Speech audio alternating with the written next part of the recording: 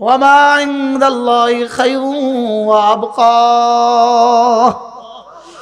সারা দুনিয়ার সমুদয় সম্পদ যদি এখানে জমা করে দেওয়া হয়, সারা পৃথিবীর সমস্ত হীরার পান্নাগুলো যদি এক জায়গায় জমা করা হয়, এটা শুধু দুইটা শব্দ। রব বলেন এটা মাতাউন ওয়া যিনাতুন ওয়া মা উতীতুম মিন শাইইন ফামাতাউল হায়াতিদ দুনিয়া ওয়া যিনাতুহা। এটা শুধুই মাতাউন ওয়া যিনাতুন, আর ওয়া মা ইনদাল্লাহ খায়রুন ওয়া আবকা। তোমার কালেমার বিনিময়ে আমার কাছে যেটা আছে এটা শ্রেষ্ঠ এবং চিরস্থায়ী। আন্না তুরদির রহমান, এটা রব্বে করিমকে খুশি করে ছেড়ে দেয়। এটা রবকে রাজি করানো পর্যন্ত রবের সাথে যুদ্ধ করে। ওর উপর রাজি হয়ে যান, ওর উপর রাজি হয়ে যান, ওর উপর রাজি হয়ে যান।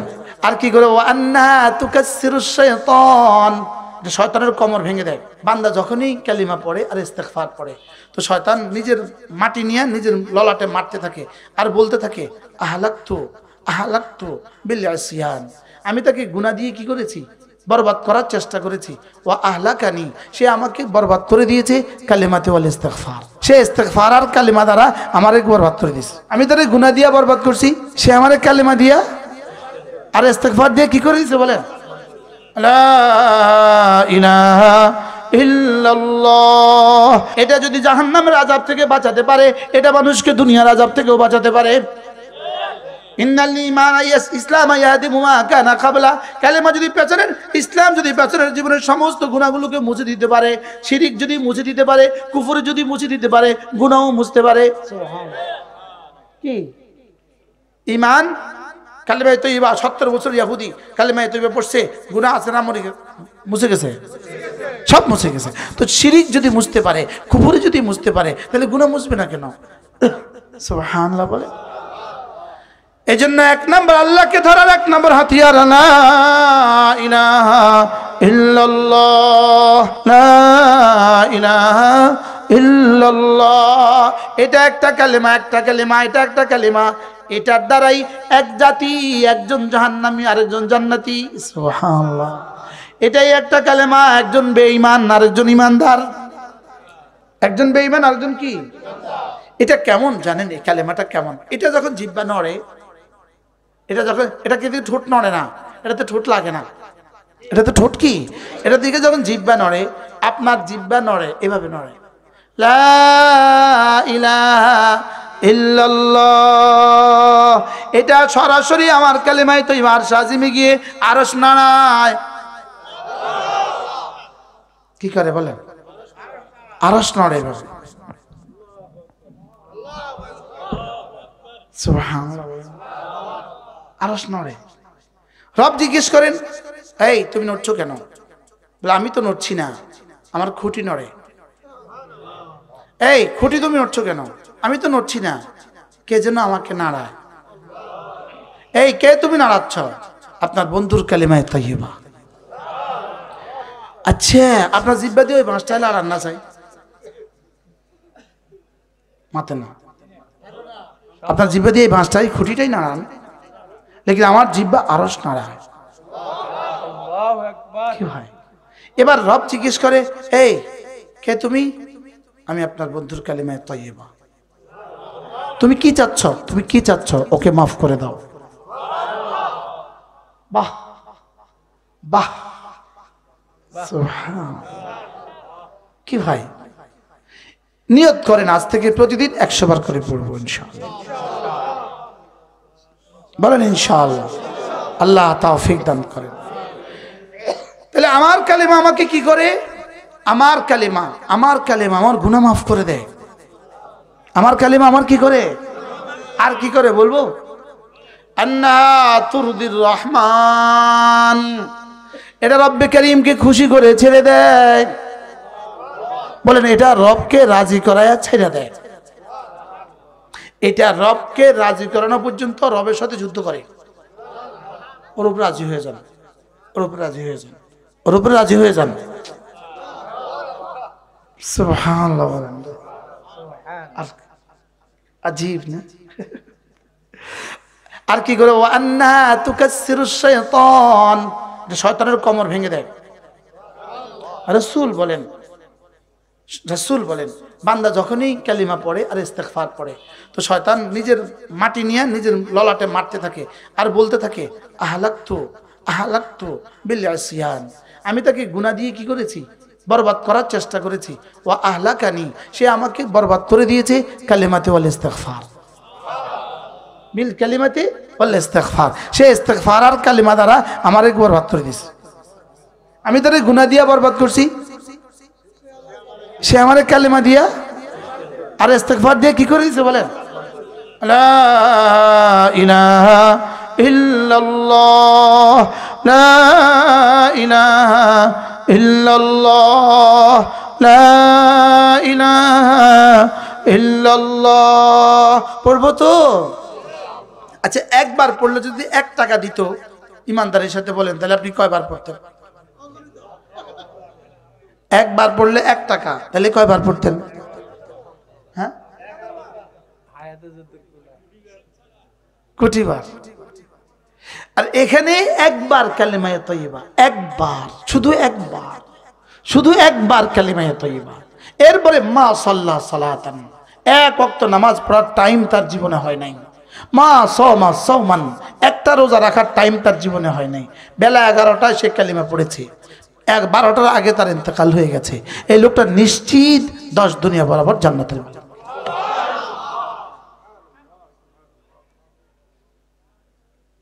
কি ওয়ামা ইনদাল্লাহি খায়রুন ওয়া আবকা,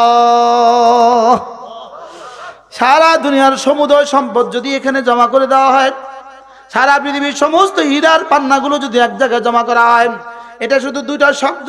রব বলেন এটা মাতাউন ওয়া যিনাতুন ওয়া মা উতিতুম মিন শাইইন ফামাতাউল হায়াতিদ দুনিয়া ওয়া যিনাতুহা, এটা শুধুই মাতাউন ওয়া যিনাতুন।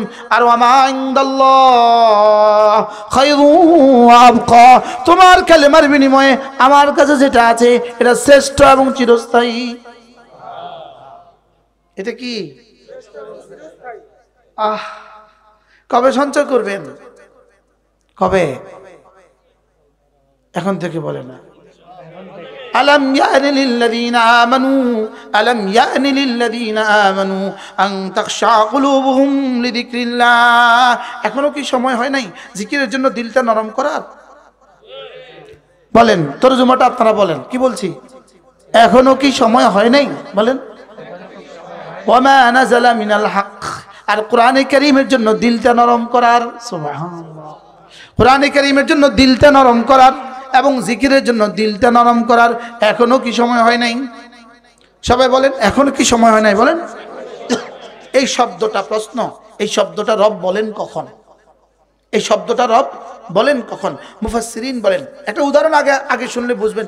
যেমন ধরেন 11টা বাজে, 10টা বাজে পরীক্ষার হলে যাবে, 10টায় পরীক্ষা শুরু হবে, কয়টা বাজে পরীক্ষা হলে ঢুকতে হয়? লেখা থাকে 30 মিনিট আগে হলে আসতে হবে। 10টা বাজে পরীক্ষা শুরু হবে, 30 মিনিট আগে হলে ঢুকতে হবে। এবার ছেলেটা ঘর থেকে বের হয় কয়টা বাজে? দূরত্ব যেমন, দূরত্ব অনুযায়ী কি হয়? আচ্ছা, এখন 9টা বাজে, 10টা বাজে পরীক্ষা, 9টা বাজে, ছেলে যাইতে লাগবে 40 মিনিট, এখনো ঘর থেকে বের হয় নাই, রেডি হয় নাই। এই সময় মা তাকে কি বলে? বলেন, তোর কি এখনো সময় হয়নি? বলেন, কি বলে? বলেন, আবার বলেন। আচ্ছা, 3 দিন, এখন কালকে হয়েছে পরীক্ষা হলো মঙ্গলবারে, মা শনিবারে সকালবেলা কয়, কিন্তু তুই রেডি হস থাকা, তোর কি অনেক সময় হয় না? জীবনেও কইতো না, মা মাথা খারাপ তোমার, আরো 3 দিন আছে, আমি এত তাড়াতাড়ি যাইতাম কিতাম। বলেন, কি বলছি? বলেন, আমি এত তাড়াতাড়ি যাবো কেন, আরো 3 ঘন্টা আছে। বলবে কি বলবে না? এখন প্রশ্ন, আলম ইয়ানি লিল্লাযীনা আমানু, হে মুমিনরা, তোমার কি এখনো সময় হয়নি? আন তাখশা কুলুবুহুম লিযিকরিল্লাহ, জিকিরের জন্য দিলটা নরম করার এখনো কি সময় হয়নি? এখন প্রশ্ন, এটা আল্লাহ বলেন কখন? প্রশ্ন করেন।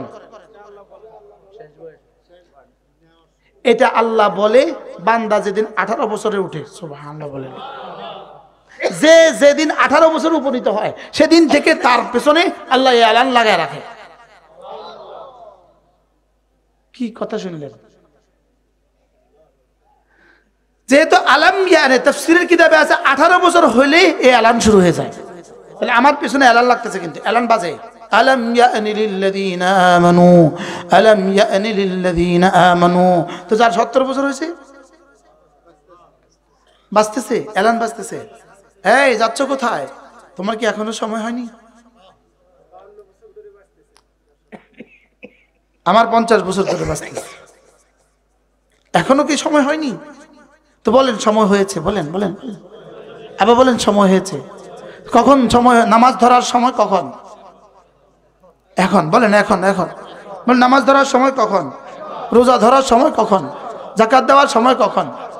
আর মাত্র, এবার একটা আওয়াজ দেন, স্লোগান দেন, আর মাত্র 51 দিন রমজানের শুভ দিন, আর মাত্র 51 দিন রহমতের শুভ দিন। যারা নির্বাচন করবে, নির্বাচন আমরা কতদিন পরে বাকি নির্বাচন? যেমন বাংলাদেশের আজকের এই দিন থেকে নির্বাচন বাকি আর কদিন আছে? তোমরা ফসল লাগাকা বুঝেন না মনে হয়। এখন নির্বাচনের তারিখ হয়েছে, কোন বছর দিব খবর আছে, জানা আছে কোন বছর দিব, কিন্তু উনি এখন ফসল লাগাইছে কা? তো উনি যদি নির্বাচন লেগে প্রস্তুতি নিতে পারে 2-4 বছর আগ থেকে, তা আপনি রমজানের জন্য প্রস্তুতি নিলাম না আমি? হ্যাঁ, এই জন্যই তো ওয়াবাল্লিগনা রমাদান, আল্লাহুম্মা বারিক লানা ফি রাজাব ওয়া শাবান ওয়াবাল্লিগনা রমাদান। আর মাত্র 50 দিন রমজানের শুভ দিন। একটা ফরজ 70 গুণে দামি হওয়ার শুভ দিন। একটা নফল ফরজের দামে দামি হওয়ার শুভ দিন। আর মাত্র 70 দিন, 50 দিন, কত দিন মনে করাই দিল না। এখন থেকে প্রস্তুতি নিব তো ইনশাআল্লাহ। বন্ধু বন্ধুকে বলবা, এই শুনো, আর মাত্র 50 দিন আছে রোজার বাকি, এবার কিন্তু রোজা রাখ, বলেন ইনশাআল্লাহ। হ্যাঁ, একে অপরকে অভিনন্দন দিবা, জানাবা, হ্যাঁ মোবাইলে লিখবা, আর মাত্র 50 দিন রমজানের শুভ দিন, বলেন ইনশাআল্লাহ, বলেন ইনশাআল্লাহ। আল্লাহ আমাকে তৌফিক দান করেন। আল্লাহ রমজান পর্যন্ত আমার হায়াতটা বাড়ায়া দেন। ওয়াবাল্লিগনা রমাদান, ওয়াবাল্লিগনা রমাদান। আল্লাহ রমজান পর্যন্ত আমাদের প্রত্যেকের হায়াতটা কি করেন? বাড়ায়া দেন। চলো বন্ধু নিয়ত করি, আজ থেকে 100 বার কালেমা তৈবা পড়বো তো ইনশাআল্লাহ। ইনশাআল্লাহ পড়বেন না আপনি পড়বেন? নিয়ত পাক্কা? জোয়ান রাখো, জোয়ান রাখো, জোয়ানরা করবো তো। আচ্ছা, যদি একবার পড়লে 10 টাকা দিত তাহলে কয়বার পড়তা? আগে একবার প্রশ্ন করছিলাম, কয়বার? 1000 বার, লাখ বার, কোটি বার পড়তাম কি পড়তাম না বলেন? এখানে মজার বিষয় হলো, যখনই তুমি কালেমায়ে তৈবা পড়বা, তোমার রিজিকের একটা গোডাউন আছে, রিজিকের একটা গোডাউন আছে আসমানে। এটা গিয়া যেভাবে আরশকে খটখট করে, এভাবে রিজিকের গোডাউনে গিয়ে খটখট করে। সুবহানাল্লাহ বলো। তো রিজিকের গোডাউন থেকে, এই খটখট করছিস কেন? ও কালিমা পড়েছে, দুনিয়াতে যা যা লাগে সব পাঠাও। আমি আমার মতো করে বুঝাচ্ছি ভাই। মিজান ভাই এই পাগলা এগুলো করতে খয়, এগুলোর পেছনে হাদিস আছে, এনাদের যেন তো হাদিস চলে আসতেছে, পেছনে তো কি আছে? হাদিস আছে, হাদিস চলে আসতেছে। আমি এই জন্য কাল রাসূল বলে বলি নাই, কিন্তু আমি ওটাকে বুঝাবার জন্য বলছি এভাবে। আরে কথা বুঝে আসছে? তাহলে এবার রিজিকের গোডাউন থেকে রিজিক নাজিল হয়। সুবহানাল্লাহ। সবাই বলেন তো, রিজিক আমেরিকায়, রিজিক ইটালি, রিজিক সুইজারল্যান্ডে, রিজিক কোথায়? ওয়াফিস সামাই রিজকুকুম। সুবহানাল্লাহ। রিজিক আসমানে। বলেন ইহুদি রিজিক কোথায়? নাসারা রিজিক কোথায়? হিন্দুর রিজিক কোথায়? এবার মুমিনের রিজিক কোথায়? এবার বলেন মুমিনের রিজিক, হিন্দুর রিজিক, ইহুদির রিজিক সব আসমানে। এবার আসমান থেকে রিজিক নামে কি দিয়া? আসমান থেকে রিজিক নামে ঈমান ও আমল দিয়া। তো বলু, আমাদের জন্য যদি নামে, তাদেরকে বেশি দেয় কেন? তাদেরকে দুনিয়াতে দিবে, আখিরাতে দিবে না। বুঝেন নাই কথা? এই জন্য হিন্দু বেটির হিন্দু বাপ তার মেয়ে বিয়ের সময় একটু বেশি দেয়, কি লেগে পরে আর পাবে না। এই জন্য বাস্তব না বাস্তব বলেন? হিন্দুরে মেয়েরা পরে কি পায় না, বাপের কি পায় না, বাপের অংশ সম্পদ পায় না। এই জন্য বিয়ের সময় কি করে, একবারে দিয়ে দেয়। এই জন্য বেনামাজি বেরোজগারিরে একবার একটু বেশি করে দিয়ে দেয়, কি লেগা, পরে যার পাবে না। এই জন্য আম করে একটু কম দেয়, কি লেগা, আমরা পরে পাবো। এই জন্য সুবহানাল্লাহ বলেন। কি তাহলে বুঝা গেছে রিজিক নামার হাতিয়ার কি, ঈমান ও আমল। বলেন, আবার বলেন, শান্তির হাতিয়ার কি, শান্তির হাতিয়ার কি, ঈমান আমল। শান্তির হাতিয়ার কি, ঈমান আমল। দেখেন কদিন পরে মিছিল করবেন আপনারা, খন্তি মার্কায় দিলে ভোট শান্তি পাবে দেশের লোক। এখন নাউজুবিল্লাহ, কদিন পরে কইব মাশাআল্লাহ। এটাতে যদি কেউ মাশাআল্লাহ, কত সুন্দর মার্কা, মাশাআল্লাহ মার্কা কয় না, কয় না, এদের ঈমানের কি হবে আল্লাহ ছাড়া কেউ জানে না। বাস্তব না বাস্তব? মাশাআল্লাহ কত সুন্দর মার্কা, বলে না, বলে না, কোন না, খন্তি মার্কায় বিসমিল্লাহ, আর বলে কি, বলে না, বলে না, তামাশা, তামাশা, এগুলো কি বলেন, এগুলো তামাশা। তাহলে খন্তি মার্কায় দিলে ভোট শান্তি পাবে দেশের লোক, এটা কি সত্য কথা না মিথ্যা কথা? আবার বলেন, সবাই বলেন, কত পার্সেন্ট মিথ্যা? 100% মিথ্যা তো। আচ্ছা এখন এইটা যদি কালকে যদি এখানে পাবলিসিটি যায় 70,000 বার বলে, এই দেশবাসী কেউ একবার বলবে তার মাথা খারাপ, তার লড়া, কেউ বলবে? আচ্ছা এবার আমি একটা স্লোগান শিখাই, দেখি সত্য হলে সব, মিথ্যা হলে মি বলবেন। ঈমান আমল বানালে লোক শান্তি পাবে দেশের লোক। কত পার্সেন্ট সত্য? এবার কালকে যদি মাইক লাগান মানুষ কি কইব? তো সত্য কথাটা 3-4 বার 10 বার করলে যদি পাগল হয়, মিথ্যা কথা 70,000 বার করলে কত নম্বরে পাগল? বলেন না, বুঝের জন্য বলেন। হ্যাঁ তাহলে স্লোগান তোলেন, ঈমান আমল বানালে লোক শান্তি পাবে দেশের লোক। ঈমান আমল বানালে লোক শান্তি পাবে দেশের লোক। আল্লাহ হার বাতিলের মোকাবেলায় এভাবে হক জিন্দা করে। সুবহানাল্লাহ। ইউআইয়িদু দীনাল্লাহি ফি কুল্লি দাওরাতিন আসাইবু তাতলু মিসলুহাল আসাইবু। এটাই আল্লাহ তাআলার সিদ্ধান্ত। বাতিল যে স্লোগান দিয়ে আসে, হক এই শেকেলে বাতিল প্রতিহত করে। সুবহানাল্লাহ বলে। তাহলে ঈমান আমল বানালে লোক শান্তি পাবে দেশের লোক। ঈমান আমল, ঈমান আমল, ঈমান আমল শান্তি পাবে দেশের লোক। ঈমান আমল শান্তি পাবে দেশের লোক।